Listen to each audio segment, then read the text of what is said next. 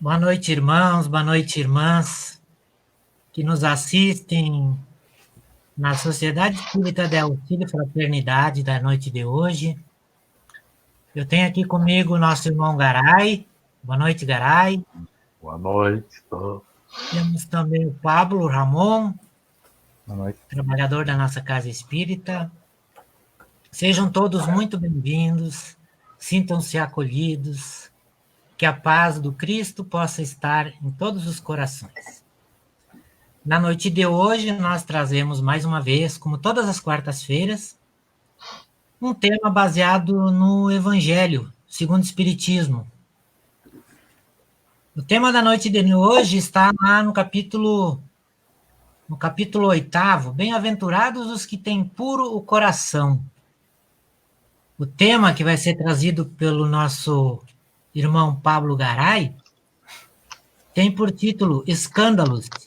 Se a vossa mão é motivo de escândalo, cortai-a. Esse assunto está nos itens 11 a 17 do Evangelho. Boa noite, Pablo, então, mais uma vez. Fique à vontade e que você possa levar aos nossos corações todos o tema que você se propôs a trazer para nós. Boa exposição. Boa noite a todos os irmãos, esperamos que estejam todos muito bem e que, como Delmar já disse, que a paz do Cristo encontre descanso em nossos corações. Nessas passagens bíblicas onde Jesus fala sobre os escândalos, nós vamos conseguir encontrar e fazer uma ligação interessante com alguns pontos principais do Espiritismo. Vamos conseguir ligar com a questão do livre-arbítrio, da escolha que cada um faz, daquilo que quer fazer, cada um pode fazer aquilo que quiser. Porém, o livre-arbítrio vem junto com responsabilidade, senão não haveria justiça. A confiança nessa justiça divina, na justiça de Deus, que muitas vezes aonde nós vemos um mal, existe um bem, e aonde achamos que existe a cega fatalidade do destino, existe a sábia providência divina. E também podemos encontrar uma ligação com o autoconhecimento, a fim de que nós possamos ver dentro de nós aquilo que pode ser melhorado. Temos a conhecida frase espírita: reconhece-se o verdadeiro espírita pela sua transformação moral e pelos esforços que faz para superar as suas más tendências. Então nós vamos encontrar ligações muito interessantes dessas passagens com a doutrina consoladora, a doutrina espírita. Então, o texto que está no Evangelho segundo o Espiritismo, que serve de base para esse capítulo, está em Mateus, capítulo 5, versículos 29 a 30. Portanto, se o teu olho direito te escandalizar, arranca-o e tira de longe de ti, pois é melhor que perca um dos teus membros do que seja todo o teu corpo lançado no inferno. E se tua mão direita te escandalizar, corta e atira para longe de ti, porque te é melhor que um dos teus membros se perca do que todo o teu corpo seja lançado no inferno. Mas, e daí Mateus, capítulo 18, mas qualquer um que escandalizar um desses pequeninos que crê em mim, melhor fora que se lhe pendurasse ao pescoço uma mó de azenha e se submergisse na profundeza do mar. Ai do mundo por causa dos escândalos, porque é mister que venham os escândalos, mas ai daquele homem, porque um escândalo vem. Portanto, se tua mão ou teu pé te escandalizar, corta-o e atira de longe para de ti. É melhor que entre na vida coxo ou aleijado do que tendo as duas mãos e os dois pés e seres lançado no fogo eterno. Se o teu olho te escandalizar, arranca-o e atira longe de ti. É melhor te entrar na vida com um só olho do que tendo os dois olhos e seres lançado no fogo do inferno. Vede, não desprezais algum destes pequeninos, porque eu vos digo que os seus anjos no céu sempre veem a face de meu Pai que estás nos céus. É uma linguagem talvez até bastante forte, mas com certeza bastante alegórica. E primeira questão que nós temos no texto do Evangelho é sobre o significado desta palavra escândalo, que hoje, no sentido moderno, o escândalo ele apenas vai representar a exposição pública de um ato indecoroso, que denigre ou mancha a imagem de quem cometeu tal ato. E aí então a reputação dessa pessoa cai diante da sociedade. E é interessante na observação de Kardec no texto que muitas pessoas não se preocupam tanto com o mal que aconteceu, com qual foi o prejuízo ou realmente o ato em si, mas se preocupa mais se os outros vão ver, se os outros vão ficar sabendo, o que vão pensar, o que vão dizer as outras pessoas. E aí é aquilo que Jesus referia-se principalmente aos fariseus, na questão do orgulho e da vaidade, quando ele comparava essas pessoas aos sepulcros branqueados por fora, porém cheios de podridão por dentro. Agora, buscando o sentido evangélico da palavra escândalo, o sentido inclusive da época do Cristo, ele tem uma conotação de tudo aquilo que é consequência do mal praticado. É aquilo que resulta dos nossos vícios e das nossas imperfeições, é toda a ação má de uma pessoa para outra pessoa, mesmo que isso se torne público ou não. Mesmo esse ato sendo abafado, escondido, camuflado, ele não vai deixar de ter uma repercussão perante as leis divinas, disparando de maneira automática o mecanismo de causa e efeito.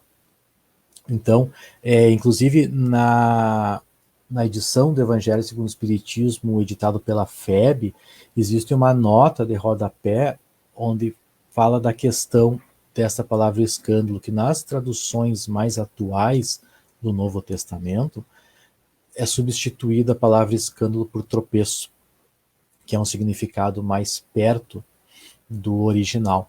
Inclusive, se formos, por exemplo, buscar na tradução Almeida, revista e atualizada, nós vamos encontrar a palavra tropeço. Então, fica qualquer, porém, que fizer tropeçar uns desses pequeninos que creem em mim. Né? Então, ela dá um significado mais interessante, mais fácil, talvez, de compreender. Né? Quando eu atrapalhar alguém, quando eu prejudicar alguém.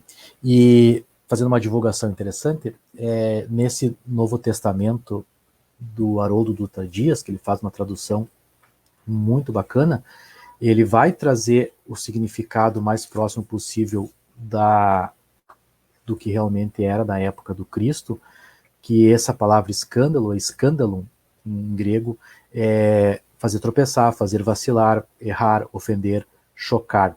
Né? Essa palavra escândalon é uma armadilha de molas ou qualquer obstáculo que faça alguém tropeçar, um impedimento, algo que cause estrago, destruição e miséria. Então nós conseguimos entender bem o significado que Jesus diz quando do escândalo, que é o erro que eu cometo, que é o impedimento, o prejuízo, a destruição que a pessoa faz para si ou para alguém próximo. Então, quando Jesus diz é preciso que haja escândalo no mundo, ele está falando que aqui na Terra, no nosso planeta, no tipo de planeta, na classificação do tipo de planeta da Terra, os homens são imperfeitos, e então eles acabam praticando o mal. Então Jesus está dizendo que o mal é uma consequência da imperfeição dos homens, mas não que haja para estes homens a obrigação de praticar o mal. Ninguém precisa praticar, ninguém vem para a Terra para praticar o mal, mas o homem, pela sua própria imperfeição, acaba fazendo por uma própria escolha. Essa é a ligação que nós podemos fazer com o livre-arbítrio. Cada um faz o que quer. E ninguém precisa fazer o mal. O mal é uma criação humana. Mas o livre-arbítrio nós podíamos comparar com uma grande avenida larga, onde eu me movimento com tranquilidade, mas tem as calçadas do lado. Essas calçadas são a responsabilidade. o livre-arbítrio vai estar sempre colocado dentro da responsabilidade. E aí assim eu tenho justiça. Assim eu consigo ter a justiça divina e a misericórdia dele atuando sobre todos nós. Sem responsabilidade não haveria justiça. Então eu posso fazer o que eu quiser, mas haverá consequências, porque esta responsabilidade está dentro das leis de Deus que operam por sua própria força, operam pelo seu próprio mecanismo. Quando Cristo diz é necessário que o escândalo venha, então ele está comentando que se você tem muitas pessoas imperfeitas juntos, muitos seres perversos, muitos seres maus próximos uns dos outros, eles vão acabar se ferindo, vão acabar prejudicando-se uns aos outros pelo contato que eles têm, pelos contatos dos seus vícios, pelo contato da sua maldade. Então o homem acaba castigando o outro, acaba servindo de prova ou de expiação para o outro. Obviamente que aquele que pratica o mal, este é a primeira vítima. Então é daí que Deus acaba tirando do mal um bem. No Evangelho segundo o Espiritismo, quando está falando justamente das classificações dos mundos habitados, vai falar do mundo de provas e expiações, que é a Terra, e aí vai dizer que aqui na Terra nós temos que lutar contra a inclemência da natureza e a perversidade dos homens. Então, os homens, por serem maus, acabam fazendo as maldades. Não precisava, ninguém vem para fazer o mal, ninguém reencarna com o objetivo de prejudicar alguém, de fazer mal para alguém. Mas a pessoa acaba fazendo. E essa pessoa que sofre esse mal não é uma injustiça que está acontecendo com ela. Pode ser uma injustiça aqui, na Terra, no momento, mas não perante as leis de Deus. Então acaba servindo de expiação. No livro Brasil, Coração do Mundo, Pátria do Evangelho, de Humberto de Campos, tem um exemplo muito interessante, que é quando Ismael, que é o coordenador do Brasil, protetor do Brasil, está a mando de Jesus organizando o povo brasileiro, as raças que vão compor o povo brasileiro. Então são os indígenas, os simples, os pretos, que são os humildes, e os europeus, os portugueses, os sedentos por justiça. Esses três povos formam a raça brasileira. E Jesus está conversando com Ismael e ele fala que o auxílio dos pretos no Brasil deveria ter sido feito de forma amistosa, por isso que ele aproximou Portugal da África, para que trabalhassem juntos, cooperassem um com os outros. Então o plano divino, o plano do Cristo era de auxílio, mas eles usaram mal o livre-arbítrio, os europeus usaram mal o livre-arbítrio, escravizando aqueles povos. Então Ismael chama para reencarnarem nessas regiões africanas e virem para o Brasil, ex-padres da Inquisição, soldados, guerreiros, pessoas que fizeram muito mal, que torturaram outras pessoas, para então comporem o povo brasileiro como o povo preto, como os escravos.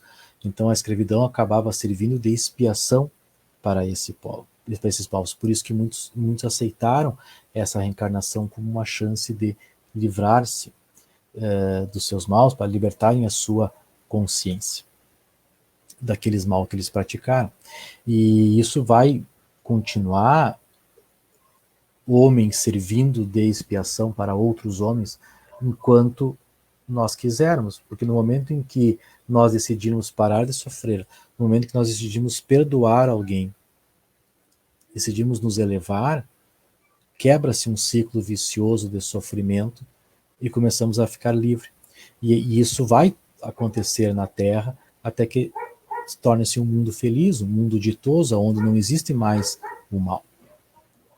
Mas enquanto houver mal, ainda é aproveitado isso para a expiação dos outros. Mas, como nós comentamos no livre-arbítrio, existe responsabilidade. Então, quando Jesus diz, mas ai daquele por quem o escândalo venha, ele está dizendo que aquele que faz o mal, ele vai ser responsabilizado por isso. Então, na questão que nós comentávamos antes, da escravidão, terrível, serviu de expiação para espíritos que haviam praticado mal, sim, mas aqueles que escravizaram os outros também vão sofrer as consequências desses atos, porque, lembrando, o plano não era esse. Eles fizeram no mau uso do seu livre-arbítrio. Então eles vão acabar sofrendo as consequências desses atos negativos deles. E se aquele que foi escravizado revolta-se e acaba ferindo alguém também, fazendo mais mal, ele acaba entrando naquele ciclo vicioso que nós falamos. Nunca sai desse mal, a não ser que ele perdoe, a não ser que ele decida parar com este sofrimento. No Evangelho segundo o Espiritismo, neste texto, tem um exemplo de um filho ingrato, do pai que não é um bom pai, e acaba tendo um filho ingrato. E esse filho ingrato, às vezes, não aprendeu a ser um bom pai e acaba também tendo, por sua vez, filhos ingratos, que vão servir como uma lei de talião, mais ou menos. Mas, então é isso, a maldade acaba sendo usada como expiação, porém, no momento em que um filho, por exemplo, não, eu vou perdoar o meu pai, vou olhar o quarto mandamento, honrar pai e mãe, vou segui-lo, ele quebra esse processo. E aí começa a melhorar-se. E aí esse bem pode servir de exemplo para os outros, e os outros vão se melhorando. E aí não quer dizer que Deus então vai perder uma forma de expiação para os homens. Porque nós poderíamos deixar que a lei de Deus operasse por sua própria conta. Se a pessoa precisa passar por uma expiação pelo mal que ela cometeu, ela vai passar. Não precisava ninguém ser agente da justiça divina. Ninguém precisava fazer mal a ninguém. As próprias leis de Deus, a própria natureza, iria arrumar uma forma desta pessoa expiar os seus erros, sem que ninguém precisasse comprometer-se mais ainda. Por isso que é importante o perdão, por isso que é importante a misericórdia, a benevolência com os erros dos outros, porque se eu estou sofrendo, existe um motivo para isso. Se esse sofrimento veio por um acidente, sem que ninguém esteja envolvido, ou com alguém envolvido, ainda assim é um mecanismo da justiça divina e deve servir como aprendizado. Não para eu me revoltar e fazer um mal em cima de outro mal, nunca deixando que o mal desapareça. Então é importante refletir sobre o meu sofrimento e entendê-lo como um processo de aprendizado, como um processo de crescimento, como um processo de libertação da minha consciência, dos meus erros do passado. Então eu preciso confiar na lei de Deus.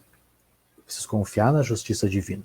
Porque se eu estou em contato com alguém que é mal, com alguém que faz o mal, é porque eu mereço esse contato. É porque eu fiz por merecer. Ocorreu uma atração entre eu e aquela outra pessoa. Na questão 388 do Livro dos Espíritos, Kardec pergunta: os encontros que costumam dar-se com algumas pessoas e que se atribuem ao acaso não serão feitos de uma certa relação de simpatia? E os Espíritos respondem que entre os seres pensantes há uma ligação que ainda não conheceis.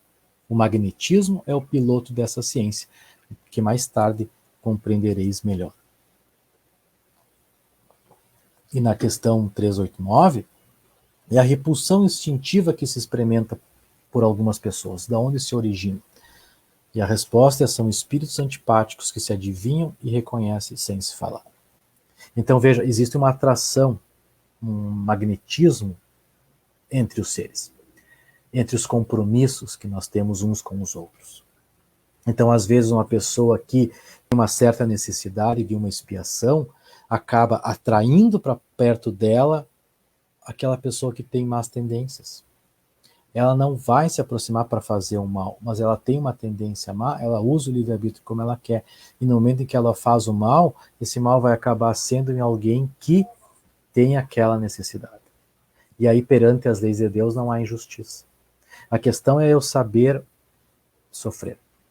É o que o Cristo fala nas suas bem-aventuranças, da pessoa saber sofrer para ganhar a recompensa na vida futura. Porque daí aquele sofrimento, ele serve para a minha melhora, serve para o meu crescimento, para a minha evolução. E não para aumentar mais ainda o mal e acabar me comprometendo mais ainda, e aquela expiação não serve, e aí eu preciso expiar de novo os erros que eu agora estou cometendo. No livro Caminho, Verdade e Vida, de Emmanuel, pelo Chico Xavier, ele tem um capítulo Semeadura, que ele traz a passagem do Evangelho de Marcos, no capítulo 4, versículo 32, mas tendo sido semeado, cresce. Então Emmanuel vai trazer uma análise muito bacana, que os homens devem compreender a substância dos atos que praticam nas atividades diárias, porque é da lei de Deus que toda semeadura se desenvolva. O bem semeia a vida, e o mal semeia a morte. A semeadura do bem, ela é o movimento de evolução, é a subida do espírito para um grau de moral mais elevado. Porém, a semeadura do mal estanca o processo evolutivo do espírito. Então, cada um de nós deve ter muito cuidado com as suas ações, com o que faz a cada instante, com o que pensa, com o que fala, com o que está fazendo, vendo se é bom ou mal, porque quando eu semeio o bem e o mal, eles vão crescer junto comigo, vão andar junto comigo, vão gerar esse magnetismo ao meu redor que vai atrair pessoas ou situações para servir de expiação ou prova. Então, a responsabilidade é minha. Eu é que estou trazendo para mim as situações que eu preciso. Então, quando Jesus vem dizer, se a vossa mão é motivo de escândalo, cortai-a, é claro que é uma figura de linguagem que ele está dizendo que cada um deve destruir dentro de si toda a causa de escândalo, toda a causa de tropeço, toda a causa de erro, toda a causa de sofrimento. É melhor que eu viva com certas limitações do que com liberdade e usar mal essa liberdade, adquirindo então responsabilidades e aflições futuras, gerando novamente um mal. Porque às vezes as limitações que nós temos, nascemos com ela, ou acontece algum acidente, algum efeito, um fato na nossa vida, e nós ficamos limitados, ela vai nos ajudar. Vai nos impedir de cometer excessos, de cometer erros. E aí, quem sabe, vivendo bastante tempo, dezenas de anos, com essa limitação, sendo atado, sendo impossibilitado de fazer um mal, a pessoa aprende a se controlar. Então vem um autoconhecimento, vem a reforma íntima, de eu analisar em mim o que eu estou fazendo, qual que é o meu comportamento, como é que eu estou agindo em cada situação. Será que eu estou semeando bem? Será que eu estou semeando o mal? E essa análise deve ser sincera, deve ser profunda, a fim de que eu consiga destruir em mim toda a causa do mal, limitar, fazer as limitações que são necessárias, a fim de que eu não cometa mais nenhum mal. Aprendendo então a me controlar e aí só fazer boas semeaduras. A passagem do paralítico de Betesda, ela explica bem essa parte aí no Evangelho de João, capítulo 5. Então, quando Jesus está em Jerusalém, ele chega no tanque de Betesda, onde em volta desse tanque tem uma multidão de enfermos, cegos, mancos, doentes, que estão esperando o movimento da água, porque segundo a tradição, de tempo em tempo descia um anjo, agitava aquela água, e o primeiro que entrava naquele tanque se curava de qualquer doença. Então tinha um homem que estava ali, paralítico, já havia 38 anos. Jesus vê ele deitado, sabendo do tempo que ele já estava naquela condição, pergunta para ele, queres ficar são? A que o homem responde, mas Senhor, eu não tenho ninguém me ajuda a entrar na água quando o anjo agita. E se eu tento me arrastar até o tanque, até a água, alguém chega antes de mim. Então Jesus diz para ele, levanta, toma o teu leito e anda. E aqui também, se alguém se interessa por questões de tradução, a palavra mais correta seria toma o teu catre e anda, porque era uma esteira muito pobre, das classes mais pobres de Jerusalém, que usavam para deitar em cima. Então o homem fica são, levanta, pega o leito dele e vai embora. E depois Jesus encontra com este homem no templo e diz para ele, vê que agora tu já estás são. Não peques mais para que não te suceda uma coisa pior. Então, muito provavelmente, aquela limitação das pernas dos homens era para evitar, daquele homem, era para evitar que ele fosse a lugares impróprios, a lugares onde iria desperdiçar a vida dele, muito provavelmente numa busca somente de sensações materiais e esquecendo o importante que é a busca de uma vida muito mais espiritual.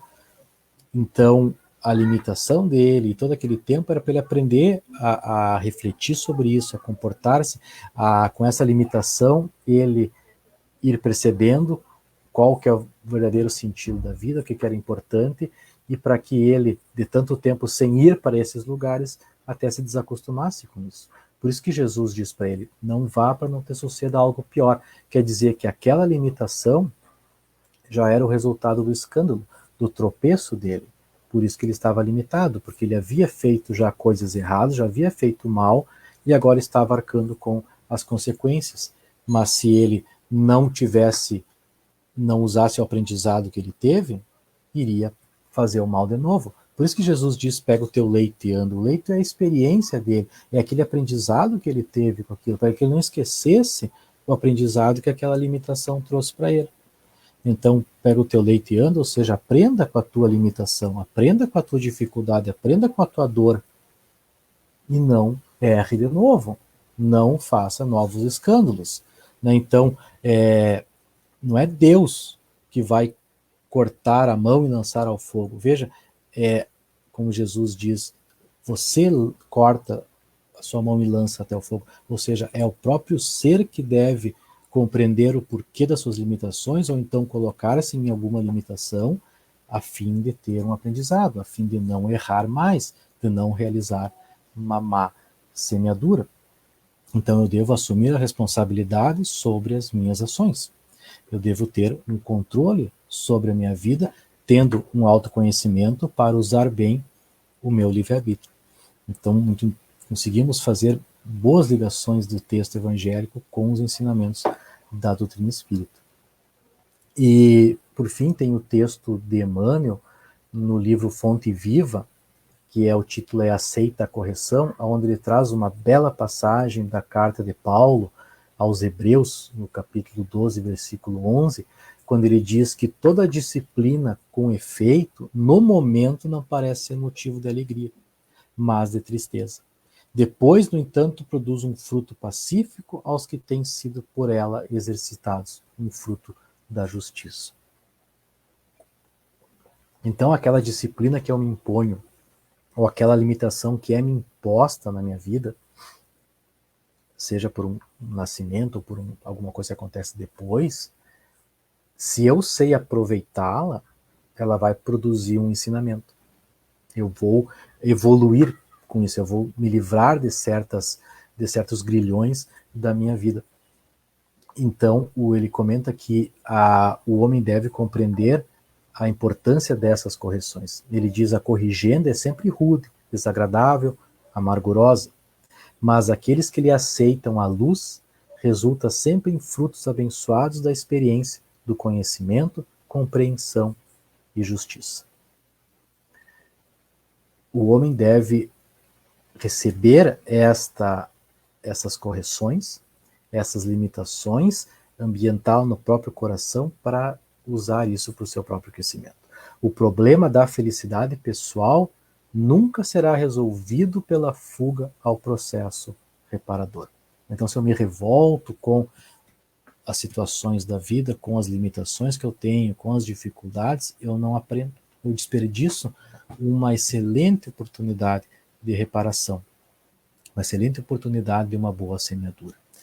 Então, ele conclui: não percas, portanto, a tua preciosa oportunidade de aperfeiçoamento. A dor e o obstáculo, o trabalho e a luta são recursos de sublimação que nos compete aproveitar. Então, meus irmãos, que nós possamos, todos nós, refletir sobre estas lições, quando Jesus fala que é necessário que o escândalo venha, que nós possamos perceber que nós não somos motivo de escândalo nem para nós, nem para os nossos irmãos. E que se esse mal veio até nós, se o escândalo nos atingiu, que nós saibamos compreender que isso faz parte de uma justiça divina sábia e amorosa, que é como um remédio amargo que o doente tem que tomar, mas que vai servir para o meu próprio bem. Eu agradeço muito pela atenção de todos e podemos então seguir para a nossa prece e o passe de encerramento.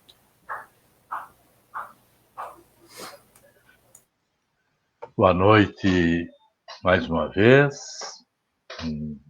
um grande abraço, o nosso agradecimento ao Pablo Ramon por essas preciosas reflexões que nos traz, fazendo aquilo que a doutrina espírita veio para fazer, esclarecer e consolar. Ouvindo essas reflexões, todos que temos nossas dores, sabemos que tem motivos e que elas nos levarão para um caminho muito melhor.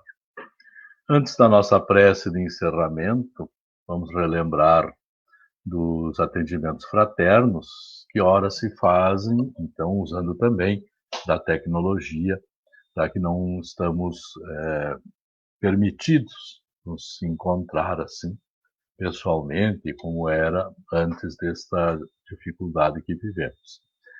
Nos telefones que estão lá no material da palestra, na página da nossa casa, que são 991 32 13 79 e 991 32 13 34. Pelo WhatsApp, pode chamar, marcar, agendar. Tem pessoas aguardando, de plantão. Então eu convido agora a todos para que nós deixemos livre o nosso pensamento, para que ele viaje na busca do Cristo, o tipo mais perfeito que Deus enviou à Terra para servir-nos de modelo e guia, como bem ensina a doutrina espírita. Porque é o Cristo que nos leva a Deus. E que é o Cristo que, quando nos traz os ensinamentos que deixou, faz com que reflitamos sobre nossas dificuldades, para que, então, superando-as, não mais tenhamos necessidade de encontrá-las no nosso caminho. Por isso, rogamos a esse amigo incondicional de todas as horas que nos auxilie fortalecendo-nos as nossas ações no bem para os outros, no bem para nós mesmos, que nos ampare e nos oriente sempre seguindo o seu ensinamento de retribuir o mal com o bem. Abençoa a nossa caminhada, nós que estamos chegando agora e aos poucos no início do caminho que ele mostrou há tanto tempo. Auxilia-nos, amigo divino, a refletir como seria a nossa existência tivéssemos seguido o teu ensinamento. E assim, na certeza absoluta de que tudo que nos passa é permitido por Deus, o Pai. E se o Pai é bom e é justo, o que nos sucede haverá de ser bom e de ser justo. Por isso agradecemos pela vida, agradecemos por mais este dia, agradecemos as dificuldades que o dia nos trouxe para que nós, superando-as, nos melhorasse. E rogamos que nos fortaleça as almas frágeis para seguirmos nesta caminhada sem vacilações. Rogamos que em todos aqueles que colocamos agora o nosso pensamento amoroso, cuidadoso, a paz que sentimos também os envolva. Abençoa, Pai amoroso, abençoa-nos, Jesus, na nossa caminhada. Fortalece-nos na luta por vencer a nós mesmos. E que a paz se faça em todos os corações e ampare-nos a todos e a cada um. E que assim seja.